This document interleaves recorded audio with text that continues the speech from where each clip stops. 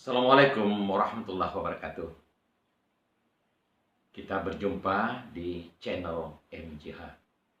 Kita akan membicarakan kedaulatan pangan episode ke-7 mengenai pasca panen. Permasalahan yang ada di pasca panen.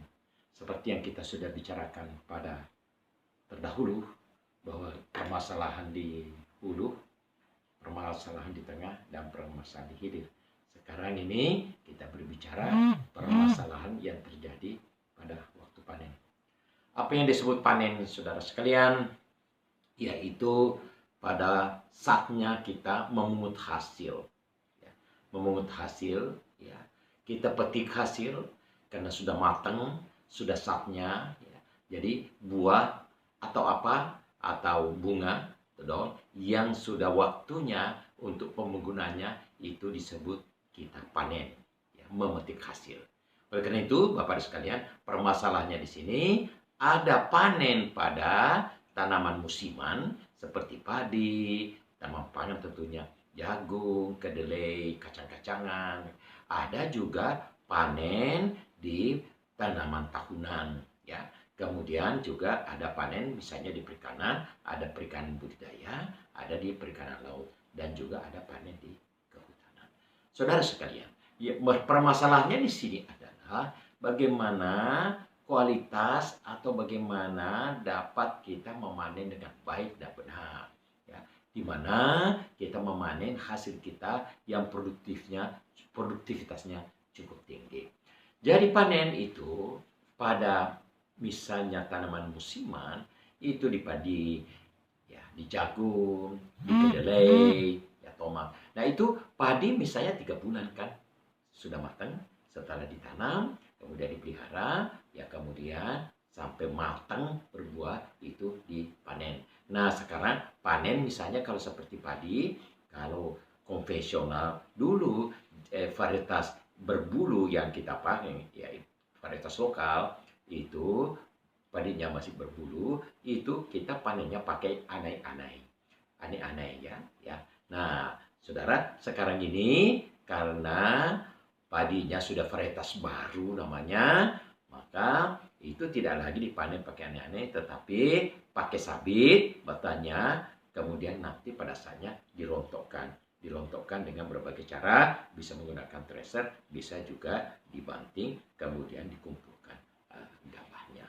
Nah itu, kalau jagung tentu dipetik saja, dikumpulkan. Nah kemudian kalau seperti kedelai, ya kedelai itu kan banyak biasa batangnya diambil, dicabut, dan kemudian dipotong-potong daripada buahnya. Kemudian kalau kacang tanah misalnya dipanen, tentu persoalannya dicabut dulu, karena panen kan kacang tanah kan ada umbi-umbiannya atau bijinya ada di dalam tanah, itu kan yang kita mau makan, so keperluannya, maka itu kalau dicabut baru satu-satu baru dikumpulkan di tempatnya. Tentu permasalahannya di sini adalah bagaimana kita panen dengan baik, bagaimana tidak terjadi losis, ya, banyak losis yang terjadi pada waktu kita panen, artinya tercecer, terbuang. Nah kemudian misalnya kalau tanaman tahunan kita panen, itu seperti pada kopi, ya, kopi kalau sudah matang berbuah kan, dia kemudian itu dipetik, dia dikasih turun hasilnya. Kalau teh daunnya yang dipotong, yang muda-muda diambil, ada sudah tertentu pemetik teh, sudah pernah melihatnya bukan? Pemetik teh. Nah kemudian kalau papaya tentu kita petik, jeruk kita panjat, kemudian kita turunkan. Ada juga tentu yang dipanen dengan mesin, tetapi kita juga masih banyak yang dipanen dengan konvensional, dengan cara-cara, ya, cara-cara semi tradisional atau semi modern, yaitu menggunakan memetik dengan tangan dan kemudian mengenakan, kemudian dapat dikumpulkan, juga bisa dibantu dengan mesin. Nah, tapi kalau ikan, saudara sekalian, itu kalau ikan budidaya berarti tangkapnya itu di empang, ya tentu biasanya kita keringkan empangnya, kemudian kita bisa angkat, perlu kita untuk kita ngambil untuk panen itu.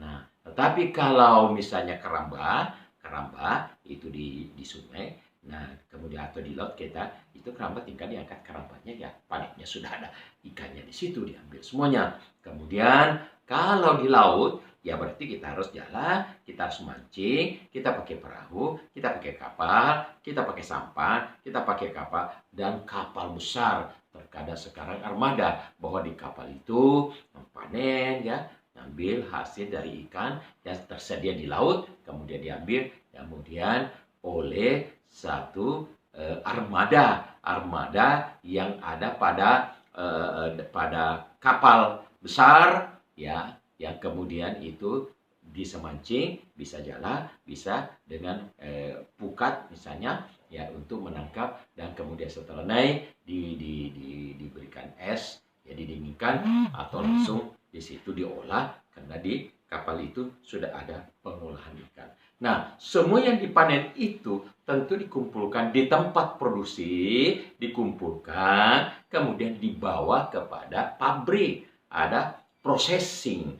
Tentu ada yang dikeringkan terlebih dahulu, baik manual matahari maupun dikeringkan atau dicuci, ya, kemudian masuk di proses pengolahan. Seperti kalau padi, udah pasti dari gabah tadi yang sudah dirontokkan, dikarungin, diangkut ke rice mill, ke pabrik, dan diolah. Dia akan menjadi beras di situ.